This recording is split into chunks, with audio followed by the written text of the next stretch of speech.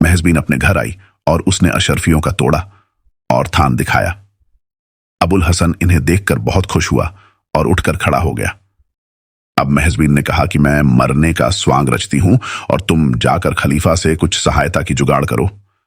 अबुल हसन ने कहा, तुम मुझे क्या सिखा रही हो? मेरी ही बताई हुई तो ये तरकीब है। मैं इन बातों में तुमसे कुछ कम चतुर नहीं हूं। तुम मुर्दा तो बनो, फिर देखो कि मैं कितना बढ़िया नाटक करता हूं। अब महजबीन पश्चिम की ओर पांव करके लेट गई और अबुल हसन रोता पीटता दरबार की ओर चला गया।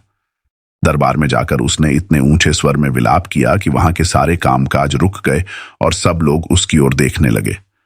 खलीफा ने पूछा, अबुल हसन, तुम्हें क्या हुआ है? क्यों इस तरह रो रहे हो? उसने कहा, सरकार, मैं तो लुट गया।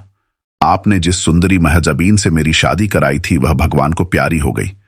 अब मैं क्या करूं सरकार?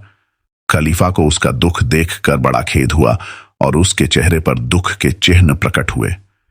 यह देखकर खुशामदी दरबारियों ने भी हाय हाय करनी शुरू कर दी। खलीफा ने भी 1000 अशरफियाएं और भारी कमख्वाब का थान देकर उसे विदा किया। उसने घर जाकर यह चीजें महजबीन को दिखाईं तो महजबीन भी बहुत खुश हुई। उधर खलीफा को महजबीन के मरने का इतना अफसोस हुआ कि वह दरबार का काम जल्दी निपटाकर महल में आया और बेगम को शोकमग्न देखकर दिलासा देने लगा, भगवान की इच्छा के आगे किसी का वश नहीं है।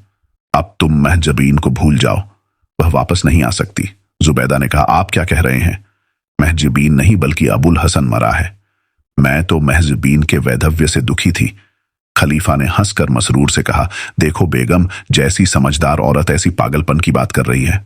मरी है महजबीन और यह कह रही हैं कि अबुल हसन मरा है। अरे बेगम साहबा, अबुल हसन के मरने का रंज न करो, वह तो मरा ही नहीं है।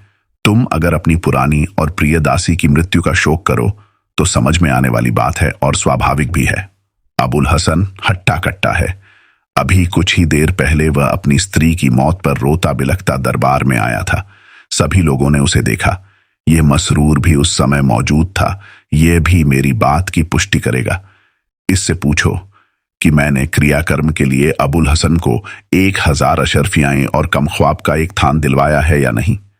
अबुल हसन रोते रोते ही दुआएं देकर चला गया।